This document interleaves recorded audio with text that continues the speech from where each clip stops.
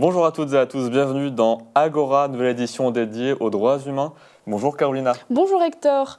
Dans cette émission en partenariat avec l'Université de Lille et Amnesty International France, nous aborderons une problématique parfois peu étudiée qui est celle de la protection des droits humains et ses enjeux. Et voici le sommaire. On commencera avec un focus sur le Brésil avec le mouvement des Sans Terre qui défend l'accès à une alimentation saine pour tous. Noélie et Johan nous présenteront ce mouvement plus en détail avec une interview d'une étudiante brésilienne qui est membre d'une association qui soutient ce mouvement. Ensuite, Lynn et Audran nous parleront des institutions juridiques qui agissent pour la protection des droits humains comme la Cour européenne des droits de l'homme ou le Haut Commissariat de l'ONU pour les droits de l'homme. Pendant l'émission, on vous donnera la parole à vous, spectateurs, à travers de 2 micro-trottoirs. Nous accueillerons sur le plateau Anne Savinel-Barras, présidente d'Amnesty International France, Emmanuel Jourdan-Chartier, présidente d'honneur de la section lilloise de la Ligue des droits de l'homme, et enfin Juliette Burzlav, responsable de l'antenne jeune d'Amnesty International France, ici à Lille. C'est parti!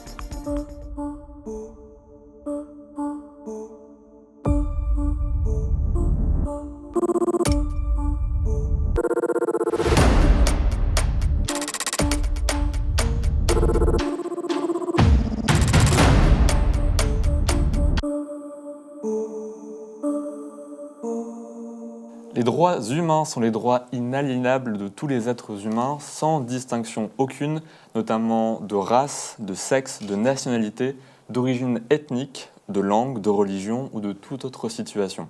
Ceci est donc la définition des Nations Unies. Les droits humains, axe central de la Déclaration universelle des droits de l'homme, sont constamment remis en question par des événements historiques, notamment les guerres. Pour débuter l'émission, nous accueillons Noélie et Johan. Bonjour. Bonjour. Avec vous, nous allons faire un focus sur le droit à l'alimentation. Et moi, je vais reprendre la Déclaration universelle des droits de l'homme, celle de 1948, article 25. Toute personne a droit à un niveau de vie suffisant pour assurer sa santé, notamment pour l'alimentation. Pourtant, ce droit fondamental est loin d'être garanti aujourd'hui. L'UNICEF constate que 2,3 milliards de personnes souffrent d'insécurité alimentaire modérée ou sévère, soit 29% de la population mondiale en 2023. Alors ce chiffre est impressionnant, mais comment l'expliquer ? Alors on peut en partie l'expliquer par l'essor de la mondialisation. En fait, l'internationalisation des échanges commerciaux s'accompagne d'une logique capitaliste. Et c'est cette logique qui a rendu difficile la production de denrées alimentaires pour les petits producteurs. Dans certaines régions du monde, des familles paysannes dépendent de leur propre production agricole pour se nourrir. Aujourd'hui, on observe aussi une inégale répartition des terres cultivables entre d'un côté les grands propriétaires et de l'autre les paysans locaux. Avez-vous un exemple concret qui pourrait illustrer ce phénomène ? Oui, un exemple très parlant, c'est celui de l'Amérique latine, vu que sur l'ensemble même du continent, seulement 1% des propriétaires ruraux détiennent qu'à eux seuls 50% des terres agricoles. Ces chiffres montrent quand même une inégalité flagrante. Et aussi, on pourrait s'attarder sur le cas du Brésil, avec le mouvement des Sans Terre, mouvement qui a été initié en 1984 et qui avait pour but de défendre les paysans qui n'ont pas accès aux terres et qui, par ailleurs, ne peuvent ni cultiver ni nourrir leur famille. Ce qui rend ces populations particulièrement touchées par l'insécurité alimentaire. Par ailleurs, le mouvement des Sans Terre milite une réforme agraire.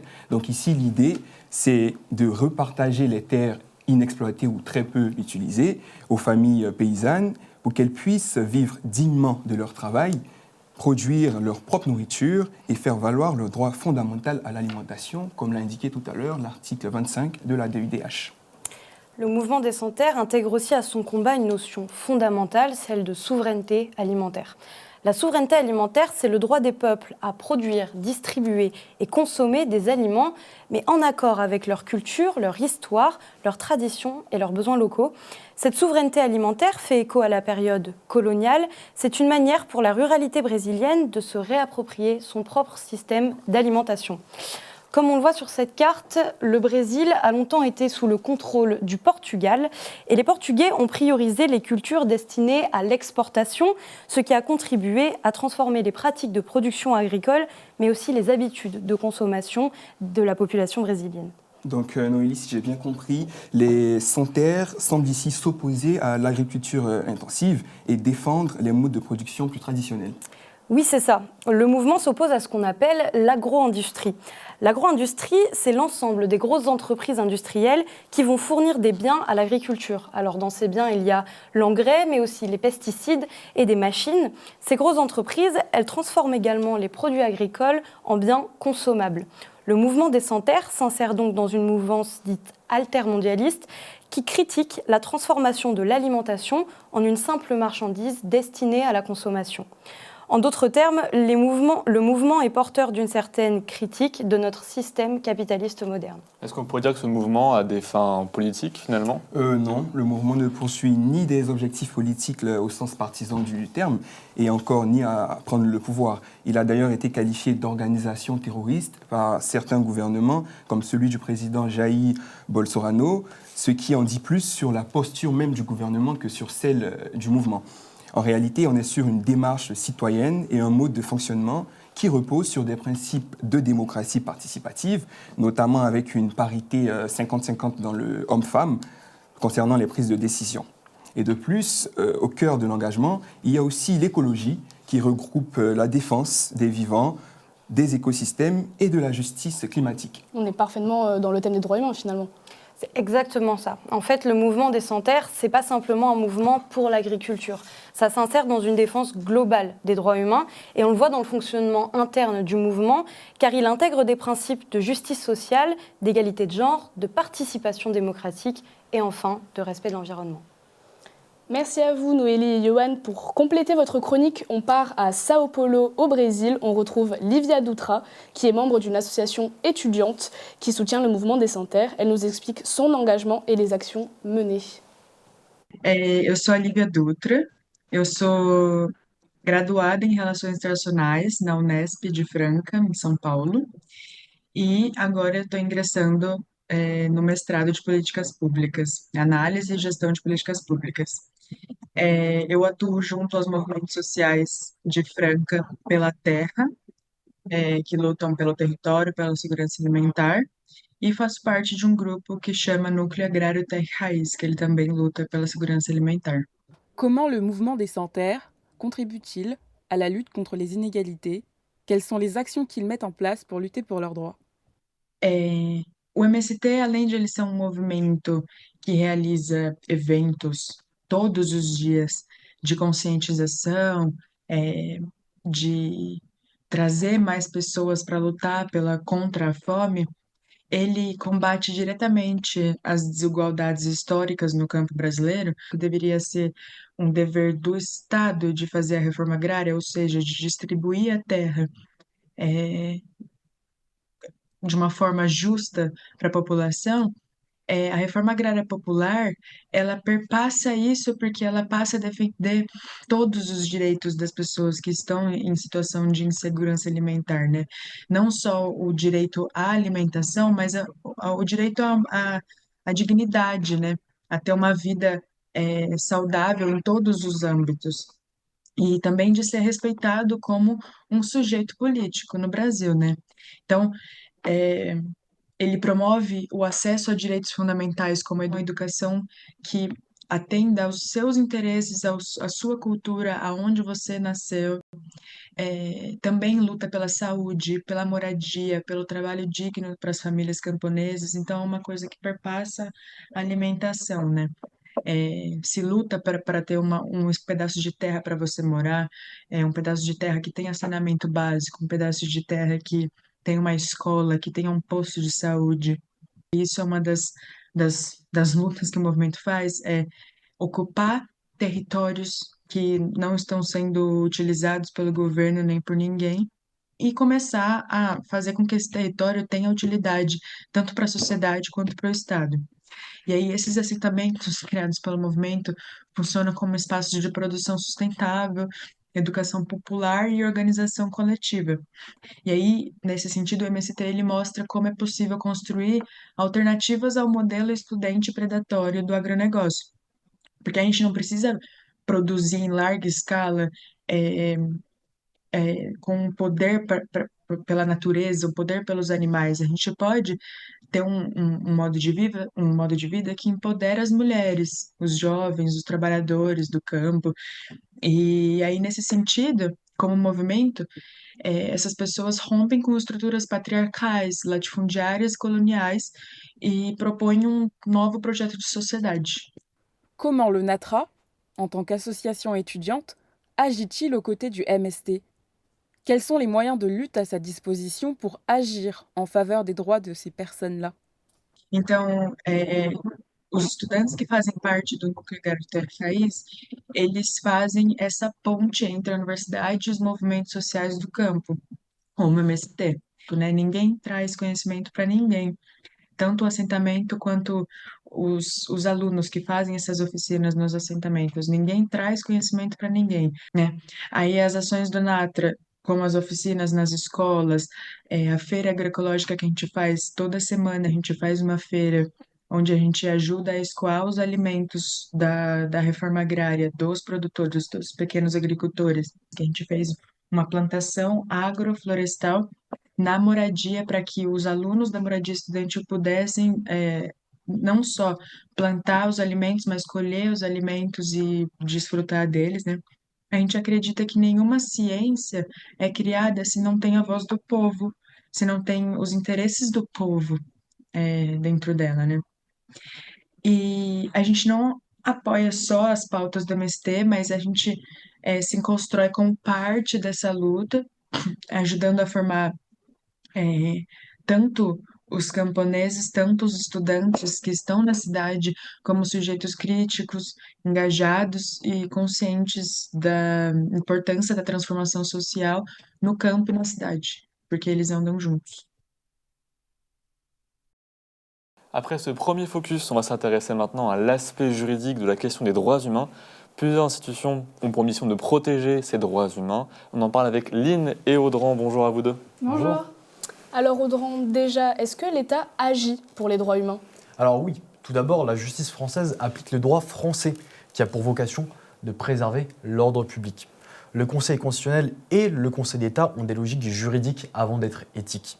Cependant, on peut trouver la protection des droits humains à travers des libertés fondamentales qui sont au sein de la Constitution avec la DDHC, le préambule de la Constitution de 1946, la charte environnementale, telle que l'égalité de tous devant la loi. Si l'État français a pour vocation principale de maintenir l'ordre public, il existe des institutions dont le but est de garantir ces droits.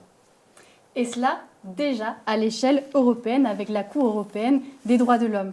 La CEDH œuvre pour le respect de la Convention européenne de sauvegarde des droits de l'homme et des libertés fondamentales. La Convention garantit des droits substantiels comme la liberté d'expression ou encore le respect de la vie privée, mais aussi des droits procéduraux comme le droit à un procès équitable. Son objectif est de veiller au respect des droits fondamentaux, civils et politiques aux 46 États membres du Conseil. Il y a un juge par État membre pour un mandat de 9 ans qui est non renouvelable. Toutefois, les juges sont indépendants et ne représentent pas leur État d'origine. Les États membres doivent respecter les avis et décisions rendus par la Cour dans les litiges qui les concernent. Mais alors, qui peut saisir cette cour? Cela peut être un État membre s'il estime qu'un autre État membre viole la Convention, ou bien un particulier comme toi ou moi. C'est aussi une organisation ou encore une société qui s'estime victime d'une violation des droits contenus dans la Convention et une fois que tous les recours juridiques ont été épuisés au niveau national. Et sur quel droit portent la plupart des affaires? Alors c'est notamment sur le droit à un procès équitable, que la plupart des affaires portent, mais cela concerne aussi la protection d'une propriété, le droit à la vie ou encore l'interdiction de la torture et des traitements inhumains et dégradants. Mais c'est aussi sur des questions de société comme sur l'avortement ou encore la discrimination. Pour autant, il existe certaines limites à la CEDH. Ces arrêts ont un caractère déclaratoire et ne possèdent pas la force exécutoire. Et maintenant, si on voit en dehors de l'Europe, est-ce qu'il y a d'autres institutions de ce type? Oui, il y a à l'échelle donc de l'ONU, enfin une échelle plus large, l'ONU à travers le Haut Commissariat des Nations Unies aux droits de l'homme, qui a un rôle informatif. Alors en effet, ce dernier réalise des rapports spéciaux et mène des enquêtes sur le terrain afin de produire des rapports donc, sur la situation des droits humains dans le pays concerné. Toutefois, pour émettre un rapport, il faut avoir l'accord préalable donc, du pays concerné, ce qui a pour conséquence de limiter grandement la liberté d'action du Haut Commissariat. À côté de ça, il y a le Comité des droits de l'homme qui est lié au pacte international relatif aux droits de l'homme et du citoyen, qui est composé des 18 experts. Les citoyens peuvent faire appel à ce comité. Il émet une décision qui peut condamner un pays. Un exemple avec la France en 2018, lors de l'affaire Babylou, où la France avait été condamnée pour violation de la liberté de religion. Néanmoins, les décisions restent non contraignantes. Et seuls les citoyens de ces pays qui ont signé le pacte peuvent faire appel. Mais qu'en est-il de la Cour pénale internationale ? Enfin, en effet, on peut penser à la Cour pénale internationale créée par le Statut de Rome qui juge les crimes contre l'humanité, par exemple. Indirectement, elle défend les droits humains en jugeant ceux qui les violent. Toutefois, des critiques sont émises à son niveau concernant les condamnations portées qui sont principalement envers des dirigeants africains. Dès lors, comme nous avons pu le voir, les institutions sont limitées, mais leur existence permet de démontrer l'importance de continuer à garantir les droits humains. Merci beaucoup à vous deux pour vos explications. On va souhaiter maintenant donner la parole aux gens dans la rue sur leur perception des droits humains et leur défense. C'est le premier micro-trottoir. Y a-t-il un exemple qui vous vient à l'esprit quand on vous parle de droits humains ? Palestine, Liban, avec tout ce qui se passe maintenant, les droits humains là-bas, c'est mort. Ouais, la bande de Gaza, le Soudan du Sud, enfin plein d'autres. Ouais. On a même plutôt l'impression d'être submergé par le nombre de sujets qui concernent la violation des droits de l'homme. J'avoue que quand il y a des sujets d'infos comme ça, pour ma propre santé mentale, j'ai tendance à les esquiver pour pas trop que ça empiète sur ma vie perso. Citez un droit humain. Le droit d'avoir un toit, le droit d'avoir à manger, le droit d'avoir le droit au respect. Liberté d'expression. Ouais, moi je suis d'origine guadeloupéenne, donc je vois un peu comment ça se passe chez nous. Même le droit humain, pour moi, c'est une utopie déjà. Je suis pas sûr que ça va exister un jour avec tout ce qui se passe maintenant. Qui peut agir en faveur des droits humains ? Tout le monde, à son échelle, mais tout le monde, je pense. De base, c'est les gouvernements, parce que c'est eux qui ont écrit les lois et c'est eux qui ont dit que voilà, il faut des droits pour les humains. Mais je pense que déjà chacun, puis là, si on commence tous à faire des petites actions, l'esprit collectif, et c'est pour moi la culture globale qui fait que. On accueille maintenant sur le plateau Anne Savinel-Barras et Emmanuel Jourdan-Chartier. Bonjour à vous deux. Bonjour. Emmanuel Jourdan-Chartier, vous êtes donc professeur agrégé d'histoire, également vice-présidente de l'Université de Lille en charge de la vie étudiante et des campus, et présidente donc d'honneur de l'antenne lilloise de la Ligue des droits de l'homme. Anne Savinel-Barras, vous êtes présidente d'Amnesty International France depuis juin 2024. Anne Savinel-Barras, qu'est-ce qui a motivé votre engagement pour les droits humains ? Y a-t-il un événement particulier qui vous a marqué et poussé à vous engager de manière concrète ? Mon engagement date maintenant de longtemps, effectivement. Je pense que j'ai été à l'époque, il y a quelque chose comme 35 ans de cela, particulièrement impressionnée par ce qui se passait au Moyen-Orient, mais aussi par l'ensemble des personnes migrantes qu'on pouvait trouver sur notre territoire et qui n'obtenaient pas l'accueil qui leur était dû. Je pense que c'est ça qui a occasionné mon engagement à Amnesty. Et voilà. De votre côté, Emmanuel Jourdan-Chartier, quel est l'élément déclencheur de votre engagement finalement ? Je viens d'une famille militante avec des grands-parents qui étaient engagés dans la résistance, des parents très militants, donc j'ai pas grand mérite. Je crois que j'ai hérité quelque part d'une pratique militante. J'ai été à Amnesty International, à la CIMAD très longtemps, et donc maintenant au Bureau national de la Ligue, et donc c'est un petit peu la même chose, à la fois une attention au monde, et puis c'est pas pour rien que j'étais longtemps à la CIMAD, j'étais membre de la commission prison de la CIMAD, j'intervenais auprès des détenus étrangers, parce que la question de l'accueil des étrangers en France est quand même un continuum dans tout mon militantisme, toute l'indignation. Et sur la Ligue précisément, est-ce que vous pouvez expliquer concrètement ce qu'elle fait ? Comment elle agit au niveau national, au niveau régional, local ? Alors moi, ce qui m'a intéressée à la Ligue, c'est qu'on essaye d'associer la réflexion. Il y a énormément d'échanges, on parle beaucoup, on écrit beaucoup, voilà. Et l'action militante et l'action de terrain. L'action militante, on tracte, on manifeste, on cherche à convaincre. Et l'action de terrain, à la fois avec des permanences d'accès aux droits, des interventions au milieu scolaire, pour Lille en particulier, mais aussi dans une quinzaine d'autres villes, l'Observatoire des pratiques policières et des libertés publiques. Donc c'est l'articulation de tout ça qui m'a intéressée. On a peut-être aussi, comme Amnesty, comme d'autres, une espèce de rôle à la fois de lutte, mais aussi de vigie et d'alerte. D'accord. Anne-Savinel Barras, pouvez-vous nous parler d'Amnesty International? Quel est son rôle au niveau national? Alors, Amnesty International est d'abord un mouvement mondial. Je pense que c'est important de le dire. Et donc, nous sommes un mouvement à la fois indépendant et impartial, qui a en fait pour principe d'action à la fois d'enquêter, d'alerter et d'agir sur l'ensemble de la planète. Donc, plus particulièrement en France, donc, nous avons une section nationale, Amnesty International France, qui travaille en étroite collaboration avec le secrétariat international qui est situé à Londres.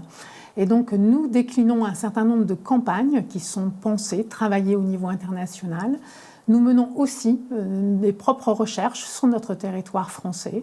Et donc, nous enquêtons, nous alertons et nous agissons avec quelques 130 000 membres sur l'ensemble du territoire, quelque chose comme 500 structures locales, que ce soit des groupes locaux ou que ce soit des antennes jeunes situées dans les universités et dans les lycées. Et on a vu que le rapport annuel d'Amnesty est sorti il y a très peu de temps. Est-ce que vous pouvez nous expliquer un peu en quoi il consiste ? Oui, alors nous avons sorti la semaine dernière notre rapport annuel. C'est un grand moment pour l'ensemble des militants du mouvement. Et cette année, nous l'avons présenté avec une gravité particulière. Même si nous alertons de rapport en rapport sur les dérives en matière de droits humains, eh bien, cette année, nous avons noté une réelle régression importante sur l'ensemble des continents. En premier lieu, nous avons donc dénoncé l'affaiblissement du droit international, dont vous venez de parler précédemment. Donc, un affaiblissement qui est essentiellement lié au fait que les États sont à la fois inactifs ou insuffisamment actifs au regard des violations graves du droit international, notamment dans les conflits armés. Donc, je pense bien sûr à ce qui est en train de se passer à Gaza, une guerre que nous avons qualifiée de génocide dans un rapport que nous avons rendu en décembre 2024. Mais je pense aussi aux autres conflits armés qui sont particulièrement violents, que ce soit en Ukraine, au Soudan ou au Myanmar, par exemple, et dans beaucoup d'autres pays d'Afrique, il faut le dire. Alors, avec cet affaiblissement du droit international, nous assistons aussi à une multiplication importante des lois politiques et pratiques autoritaires à travers le monde. Et donc, ces lois, ces pratiques, en fait, mettent en difficulté la société civile avec une répression extrêmement violente de la dissidence, un empêchement au droit d'expression, au droit d'association, au droit de manifester. Et tout cela nourri par un racisme systémique et des principes de discrimination, comme on peut le voir en Afghanistan en ce qui concerne les femmes et les filles, par exemple, mais aussi en ce qui concerne notre propre pays, une discrimination certaine sur les populations migrantes qui sont en réelle difficulté aujourd'hui dans notre propre pays. Voilà en gros ce que je peux évoquer de ce rapport qui est très conséquent, il fait 400 pages, et qui nous amène aujourd'hui à appeler à la fois les populations, la société civile, les associations dont nous faisons partie avec la LDH pour résister à ce mouvement anti-droit qui est en train de faire force sur l'ensemble de la planète. Emmanuelle Jourdan-Chartier, quel est votre rôle en tant que présidente d'honneur ou votre rôle général au sein de la Ligue des droits de l'homme ? Alors, j'étais présidente de la section de Lille, je ne le suis plus. Donc, dans ces cas-là, on a le titre de présidente d'honneur et je ne le suis plus parce que je suis membre du bureau national et co-secrétaire général de la Ligue. La Ligue, c'est 300 sections, 11 000 ligueurs, une toute petite équipe salariée. C'est à la fois une vieille dame, puisque une association qui existe depuis l'affaire Dreyfus, et en même temps d'abord un collectif humain de militantes et de militants, de ligueuses et de ligueurs qui se battent. Donc mon rôle, avec beaucoup d'autres, c'est d'animer une partie de ce collectif, de participer au sein du bureau national à la définition de ce que doivent être nos prises de position, nos actions. Nous, on est sur une ligne qui est très simple, on défend l'universalité des droits, à rebours de toutes les politiques d'extrême droite qu'on voit se déployer. On considère que, à l'inverse de l'extrême droite, ce n'est pas parce qu'on enlève des droits à certains que les autres en auront plus. C'est une absurdité. L'indivisibilité des droits, c'est-à-dire à la fois les droits civiques, politiques, mais aussi économiques, sociaux, culturels, etc. Et puis l'accès effectif aux droits. Ça ne suffit pas de donner un principe pour que les droits... Donc ça passe par 1000 actions. La section de Lille, on est 250, on est une grosse section de province. Sur les 250, beaucoup de jeunes depuis quelques années, donc on est très actifs. On a fait la fête de la soupe à Oisem pour le côté anecdotique et on a une grande campagne pour le côté moins anecdotique sur le contrôle aux faciès, les contrôles discriminatoires par les forces de l'ordre en ce moment avec des enquêtes sur le terrain, etc. Pour prendre des exemples. Voilà. Et vous, à Amnesty, votre rôle en tant que présidente ? Alors, en tant que présidente, d'abord, je suis le porte-parole de la section française, donc, ce qui n'est pas les moindres, effectivement. Mais au-delà de ça, donc en tant que présidente du conseil d'administration d'Amnesty France, j'ai à assurer le bon fonctionnement et la bonne gestion d'un secrétariat national qui est composé d'une centaine de salariés. Et puis aussi la vie militante de l'ensemble de nos structures et de nos membres individuels, parce que nous avons aussi beaucoup de membres individuels sur le territoire. D'accord. Merci beaucoup. Emmanuel Joudan-Chartier, vous avez fait un déplacement récemment en Cisjordanie. En quoi a-t-il consisté ? Quelle était la mission ? Est-ce que vous pouvez nous en dire un petit peu plus ? Oui, je rentre de Cisjordanie. C'était la première fois que j'allais en Palestine. Je suis partie, donc nous sommes partis à 4, une délégation de militants à la fois de la Ligue des droits de l'homme, donc j'y étais pour la Ligue, mais aussi de l'association Amitié Lille-Naplouse. La ville de Lille est jumelée avec Naplouse depuis très longtemps.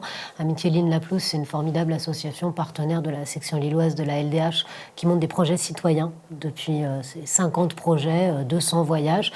Depuis le 7 octobre, il n'y avait plus de voyage de Lillois à Naplouse parce que les conditions étaient telles que chaque année, on se disait trop compliqué. D'habitude, ces voyages, on part à 15. Et là, on s'est dit qu'en fait, c'était au moment où ses amis allaient très mal qu'ils avaient besoin qu'on vienne les voir. Et donc, il fallait y aller envers et contre tout. On est parti en petite délégation à 4. Ça nous a permis de rencontrer une vingtaine de partenaires, à la fois institutionnels, gouverneurs, recteurs, le maire, et puis associatifs, y compris l'association Al-Haq, qui est l'association palestinienne avec laquelle nous sommes au sein de la FIDH, et d'avoir des échanges. Puis on s'est surtout dit qu'on allait être le porte-voix de ce qu'on a observé sur place, de ce qu'on a constaté. C'est pas la même chose de le savoir théoriquement et de le voir. Moi, effectivement, il n'y a pas un matin sans que je me lève en pensant d'abord à ce qui se passe à Gaza. Il y a un génocide en cours, mais aussi à ce qui se passe en Cisjordanie, où c'est pas un génocide, c'est un nettoyage, une espèce d'épuration ethnique, d'annexion et d'occupation systématique. Là, les violations des droits humains, du droit international, du droit humanitaire, elles sont permanentes. Et là, en ce moment, à Naplouse, tous les camps de réfugiés de 48, ils n'ont qu'une terreur, c'est qu'il leur arrive ce qui est arrivé à Jenin et à Tulkarem, pas juste pour des raisons humanitaires, mais parce que faire disparaître les camps, c'est faire disparaître l'histoire et la mémoire de la Nakba, faire disparaître le droit au retour. Donc voilà, c'est pour tout ça, pour reprendre les contacts, que c'est un voyage très marquant et dont on ne rentre pas tout à fait indemne, mais je repartirai, on leur a promis, on repartira l'année prochaine. Est-ce que vous avez des missions aussi de déplacement, que ce soit à Amnesty ou à l'LDH, dans vos rôles ? Est-ce que vous êtes amené à vous déplacer régulièrement ? Moi, personnellement, excepté dans les sections, assez peu, mais il y en a d'autres qui se déplacent beaucoup plus que moi. Au Bureau national, on est un peu 12 ou 13, donc on se partage chaque semaine. Il y a un point agenda, et ceux qui sont retraités se déplacent plus que moi.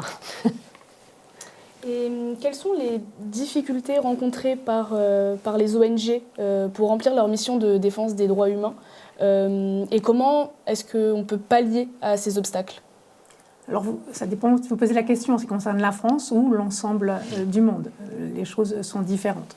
Si on prend au niveau international, effectivement, nous sommes limités par le droit des pays eux-mêmes. Et donc, certains nous empêchent de venir enquêter. Donc, nous avons, en ce qui nous concerne, des équipes de chercheurs qui sont situées sur les 5 continents et qui interviennent à la demande du secrétariat international pour cibler des violations des droits humains. Si je prends l'exemple effectivement qui nous occupe beaucoup aujourd'hui, qui est ce qui se passe en Israël et dans les territoires palestiniens occupés, nous avons une équipe de chercheurs qui, grâce à des contacts situés à Gaza, parce que nous ne rentrons pas à Gaza, ça c'est une difficulté, eh bien, nous avons des contacts à Gaza et nos équipes de chercheurs sont en liaison permanente avec ces contacts sur des plateformes sécurisées, bien entendu, puisque c'est éminemment dangereux pour les Gazaouis de faire sortir des informations. Donc, pour Amnesty International, il est réellement très très important que toutes nos recherches s'appuient à la fois sur des témoignages et des analyses fiables. Donc, tous nos témoignages, par exemple, sont recoupés. Ils sont recoupés aussi grâce à un laboratoire de preuves dont nous disposons, qui permet d'analyser à la fois les images vidéo, les photographies que nous recevons, qui permet de recouper en fait témoignages et preuves visuelles pour s'assurer que les éléments que nous faisons remonter dans nos enquêtes sont réels, c'est-à-dire ils ont tous été prouvés. Et donc, c'est ce qui nous permet après d'avoir des rapports qui sont très fiables et qui sont d'ailleurs utilisés à tout niveau, y compris par les instances internationales, puisque nos recherches sont réputées comme étant réellement très fiables. Donc, c'est difficile de mener des recherches de ce niveau. Ça sous-entend effectivement au mieux une coopération des États. Malheureusement, nous en disposons rarement, donc il s'agit effectivement de contourner ces obstacles pour pouvoir remonter les éléments tangibles qui nous permettent ensuite de qualifier ce qui est en train de se passer. Je dirais que c'est là notre principale difficulté. En dehors de ça, je dirais ce qui est aussi parfois difficile, c'est de nous faire entendre sur ce que nous avons à dénoncer. Si je prends le cas de la qualification de génocide que nous avons donnée en décembre, ça a été très difficile, et c'est toujours difficile, de faire entendre ce que nous dénonçons. Je crois que comme d'autres associations de droits humains, eh bien, nous sommes dans une période où il y a une espèce de force qui est destinée justement à disqualifier ce que nous faisons. Donc nous avons fait l'objet, comme la LDH d'ailleurs, et d'autres associations, de dénigrement, parfois de diffamation importante dans certains médias. Et il nous faut outrepasser cette problématique pour faire entendre ce que nous avons à dire et qui, encore une fois, s'appuie sur des preuves, sur des éléments tangibles et sur des qualifications juridiques telles qu'elles sont définies dans le droit international. Merci beaucoup, Émilie Jourdan-Chartier et Anne Savinel-Barras d'avoir accepté notre invitation pour Agora Droits Humains. Vous restez avec nous sur le plateau. Nous accueillons maintenant Juliette Burslav, qui est donc responsable de l'antenne jeune d'Amnesty International ici à Lille. Elle va nous parler de son engagement, de ses actions à Amnesty, ici à Lille, au niveau régional comme au niveau national. Bonjour Juliette. Bonjour. Juliette, peux-tu revenir sur le début de ton engagement militant? Pourquoi est-ce que tu t'es engagée en premier lieu?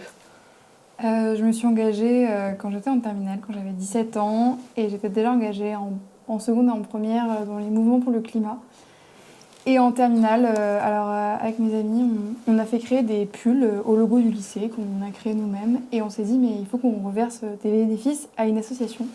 Et en fait, on ne savait pas trop vers quelle association se tourner, donc on s'est dit on va essayer de chercher une cause la plus large possible. Donc très rapidement, je me suis tournée vers Amnesty. Et après, j'ai vu qu'en fait, c'était très simple de créer une structure jeune, donc une antenne jeune, dans son lycée ou à l'université. Et donc, j'ai dit à mes amis, venez, on en crée une dans notre lycée. Et c'est comme ça que ça a commencé. Et, au niveau d'Amnesty, quelle est la place en fait de ces mouvements jeunes-là? Cette place est importante. Elle est vraiment essentielle pour nos combats. D'ailleurs, ça fait maintenant 2-3 ans qu'au niveau international, une stratégie enfants et jeunes a été lancée, que nous avons déclinée ici, dans la section française. Donc, j'y ai personnellement travaillé. Donc, c'est un sujet, effectivement, qui me tient fortement à cœur et que j'ai vraiment l'intention de poursuivre. Nous avons besoin, effectivement, de l'engagement des jeunes. Comme on le dit souvent, les jeunes ne sont pas seulement notre avenir, ils sont aussi notre présent. Et nous avons besoin aujourd'hui à la fois de leurs paroles, de leur mode de pensée, de travail pour enrichir nos réflexions. C'est extrêmement important pour une association comme la nôtre qui portons nos combats grâce aux militants, aux militantes de terrain. Il y en a beaucoup justement en France de sections jeunes comme ça, que ce soit dans les universités ou alors... Ou dans les lycées. Dans les lycées nous aussi. en totalisons aujourd'hui, je pense, quelque chose comme 250 à peu près. Donc, ce sont des antennes jeunes dans lesquelles il y a plus ou moins de militants et de militantes, ça dépend des endroits. Mais en règle générale, ces antennes sont très actives. Donc effectivement, nous leur avons mis en place un système assez simple de convention avec le secrétariat international qui leur permet en fait d'avoir à la fois toutes les documentations nécessaires et aussi un appui pour pouvoir défendre les droits humains dans leur établissement ou là ou dans la ville où ils sont implantés. Et Juliette, est-ce que tu pourrais nous expliquer en quoi consiste le rôle de représentante des jeunes que tu occupes au sein d'Amnesty International France ? Alors, on est, je crois, 12 représentants des jeunes. On est élus tous les ans, bientôt tous les 2 ans. Et en fait, on va venir siéger tous les 2 mois avec le reste des conseillers nationaux. Eux, c'est les responsables de leur région. Et donc nous, on vient en tant que représentants des jeunes pour, entre autres, porter la voix des jeunes, mais on a exactement la même place que les ensembles des autres responsables régionaux. Alors c'est un week-end tous les 2 mois à peu près, on se réunit, on est au courant de ce qui se passe chez Amnesty. On a souvent des gens du conseil d'administration qui viennent nous expliquer ce qui se passe, les futures campagnes, on rencontre les salariés aussi, et on travaille sur des différents groupes de travail avec différentes thématiques où le but, c'est d'améliorer Amnesty, la section et le bien-être militant. Et en quoi consiste l'éducation aux droits humains ? Parce que c'est ça vos missions. Alors, l'éducation aux droits humains, c'est une des méthodes privilégiées d'Amnesty pour sensibiliser aux droits humains. Et ça consiste à intervenir dans différentes structures, principalement scolaires, mais pas que. Ça peut aussi être des milieux un peu plus sociaux, éventuellement le milieu carcéral, même si c'est toujours évidemment beaucoup plus compliqué d'y rentrer. Et en fait, avec beaucoup de ressources pédagogiques qui sont produites par le secrétariat national, on va venir intervenir sur différentes thématiques, sur les discriminations, sur les réfugiés, sur la liberté d'expression. Et en fait, on va faire des activités pédagogiques, ludiques, adaptées à tous les âges et à tous les niveaux pour sensibiliser aux droits humains. Ok, donc nous sommes allés interroger les étudiants sur leur manière de s'engager ou non pour la défense des droits humains. On vous propose d'y réagir juste après. Pour toi, est-ce qu'il y a des violations de droits humains en France ? Bah oui, on a pu voir notamment lors des manifestations qu'il y a eu récemment, notamment pour la Palestine, pour d'autres causes, que ça arrive que des journalistes, des manifestants soient frappés. Je pense que c'est d'abord des violations à l'échelle internationale. En France, il y a des choses qu'on peut constater. Oui, des fois on est condamné. Récemment, la CEDH en janvier, c'était une femme qui avait été condamnée pour un divorce. Elle n'avait pas eu de relation sexuelle avec son mari. Je pense pas qu'il y en ait institutionnellement, je pense pas qu'il y en ait, non. Quels sont les moyens pour agir en faveur des droits humains ? Il y a plein de moyens, il y a déjà la communication, déjà en parler aux gens, parce que je pense qu'il y a beaucoup de gens aussi qui n'ont pas conscience qu'il existe encore ça en France et qu'il y en a encore beaucoup. Tout ce qui est manifestations, ONG, peut-être aussi au niveau des think tanks, produire de la littérature pour influencer tout ce qui est décideur politique et tout ça. Je pense que le droit, c'est un bon moyen. Déjà se renseigner, savoir ce que c'est que le droit humain, regarder dans l'actualité ce qu'on peut constater qui vont à l'encontre. S'indigner aussi, je pense que c'est important. Comment résumerais-tu la situation des droits humains dans le monde ? Évidemment qu'il y a des violations des droits humains partout. On voit actuellement à Gaza où il y a clairement un génocide, des gens qui sont tués. Mais partout en fait. Donc c'est quelque chose pour lequel il faut combattre. Avec la montée des extrêmes droites un peu partout, ça va faire qu'empirer. C'est surtout que c'est inéquitable. Dans le monde, plutôt mal en vrai, que ce soit au niveau des conflits, dans beaucoup de pays en voie de développement, où souvent ça passe à la trappe et on verra après. Dans le champ des relations internationales, on a énormément de guerres, ça fait depuis 50 ans qu'on n'avait pas autant de conflits. En plus, c'est des conflits sales. Il y a des choses graves qui se passent, je pense que c'est important de se renseigner dessus. Et toi, tu agis ? Pas encore, mais j'aimerais, par le biais de mes études. Je pense que j'aimerais bien que les individus aient plus de droits, mais Non, je suis pas vraiment super active. Je suis pas particulièrement militant ou actif, mais c'est des choses qui me tiennent à cœur et donc quelque chose pour lequel j'acte un peu au quotidien. Non, moi je suis pas trop politisé, donc non, pas trop. Alors, lorsqu'on a interrogé des personnes dans la rue à Lille, plusieurs nous ont dit qu'elles préféraient ne pas s'informer, ou alors très peu, sur cette question de ce qui se passe dans le monde plus globalement. Pour préserver, en fait, on s'en est compte, leur santé mentale, est-ce que vous, dans votre quotidien, ça vous arrive un peu de couper de l'actualité, ou alors vous êtes tout le temps avec une espèce de vigie sur ce qui se passe dans le monde ? Je pense que le rôle que j'ai actuellement ne me permet pas de me couper de ce qui se passe dans le monde. Donc je suis en permanence sur l'actualité, parce que l'actualité est grave et que nous sommes réellement dans une crise mondiale des droits humains. Plus que jamais, il nous faut contrer cette influence des antidroits. Et nous, en France, nous sommes concernés parce que cette influence des antidroits touche aussi des pays de tradition démocratique. Et la France n'est pas à l'abri. Quand on entend un certain nombre de discours ici en France qui sont à la fois déshumanisants, qui banalisent en quelque sorte les manquements aux droits, eh bien effectivement c'est gravissime parce que c'est toujours comme ça que commence le pire. Et j'ai envie de dire qu'il est grand temps que les Français se réveillent et bien entendu on va attendre des jeunes qu'ils résistent à ça, qu'ils contrent les antidroits, à cette tendance que nous avons ici aussi. Alors je pense bien entendu en premier lieu à ce qui se passe autour des personnes migrantes parce qu'elles sont aujourd'hui désignées comme boucs émissaires en fait, alors qu'elles viennent ici en France rechercher aussi les droits qui sont les leurs, puisque c'est un droit de demander l'asile lorsqu'on est en insécurité dans son propre pays, c'est un droit fondamental et il revient à la France de respecter ce droit-là et ses obligations à la matière. Mais je pense aussi à d'autres droits.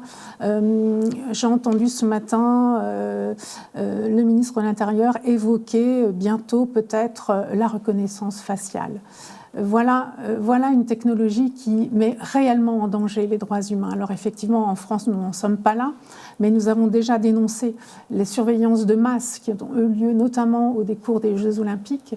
Donc cette surveillance qui est reliée à des algorithmes créés aussi par des personnes qui ont leurs propres a priori, leurs propres stéréotypes. Et donc, nous avançons tout doucettement vers une surveillance et une intrusion dans la vie privée des personnes. Et ça, c'est gravissime. Et c'est à la jeunesse aussi de s'emparer vraiment de cette question-là. Les étudiants que nous venons d'écouter expliquent qu'ils reconnaissent que les droits humains sont menacés, plutôt à l'international qu'au niveau de la France, mais que personnellement, ils ne s'engagent pas. Alors comment est-ce que tu le comprends, toi Juliette, ce désengagement de la part de la jeunesse ?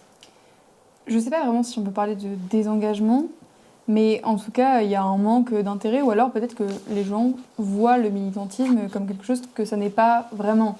Par exemple, on m'a beaucoup parlé, moi j'ai pas le temps, mais il ne s'agit pas, tout le monde n'est pas présidente d'Amnesty comme Anne et doit dédier sa vie pendant 2 ans. Non, en fait, on peut aussi militer de manière très simplement, aller en manifestation, parler, et Amnesty, on sensibilise beaucoup. Et par exemple, tu parlais tout à l'heure d'éducation aux droits humains. Nous, on a besoin d'intervenants, intervenantes pour intervenir de temps en temps, 1 fois, 1 heure, 2 heures. Alors oui, il faut préparer un peu en amont, c'est vrai. On n'arrive pas les mains dans les poches. Mais par exemple, pour intervenir en EDH, au total, ça prend 3, 4 heures max. EDH, éducation aux droits humains. Merci, exactement. Et après, il y a l'EDH, mais il n'y a pas que ça. Il y a aussi juste en discuter, en parler, se renseigner, venir écouter des conférences, faire des choses avec Amnesty. Ça aussi, il y a beaucoup sur les réseaux sociaux. Je trouve qu'on minimise beaucoup ça, alors que c'est pas tout le militantisme, ce serait un peu trop simple. Mais faire des posts sur les réseaux sociaux, je sais qu'il y a des gens dans mon antenne qui sont pas forcément à l'aise avec le fait d'aller en manifestation, de parler ou même de faire des éducations aux droits humains. Alors ces personnes-là, elles m'ont dit moi je préfère écrire des articles, je préfère prendre 1 heure pour faire un post et le mettre sur Instagram. Donc finalement une nouvelle forme de militantisme. Exactement. Et il y a ça, mais il n'y a pas que ça. Et je comprends que tout le monde n'ait pas envie de s'engager au même degré, avec la même intensité. Et c'est normal. Mais je pense que c'est quelque chose... il faut que les jeunes et aussi les moins jeunes comprennent que tout n'est pas 35 heures par semaine et qu'on peut en s'engager avec le temps dont nous, on dispose. Merci à vous, Anne-Sabine Elbaras, et à toi, Juliette, d'être venue aujourd'hui sur le plateau d'Agora Droits Humains. C'est la fin de notre émission. Merci à vous de l'avoir suivi, merci à nos chroniqueurs et aux personnes qui ont préparé l'émission. Merci à Lydie Surmont et Grace Lituba à la rédaction en chef. Merci aux membres de l'antenne jeune d'Amnesty à Lille et aux membres de Mundus. Un grand merci à l'Université de Lille et au service audiovisuel qui réalise aujourd'hui l'émission. Merci également à Amnesty International France pour son soutien et son aide. Merci également à nos professeurs Anne-Cécile Douillet et Yannick Gauthier du CERAPS Laboratoire de l'Université de Lille pour leurs précieux conseils. On se retrouve prochainement pour la dernière édition d'Agora, cette fois sur le thème de la mer et les océans, à l'occasion de la conférence des Nations Unies sur l'océan qui aura lieu à Nice. À bientôt. À bientôt.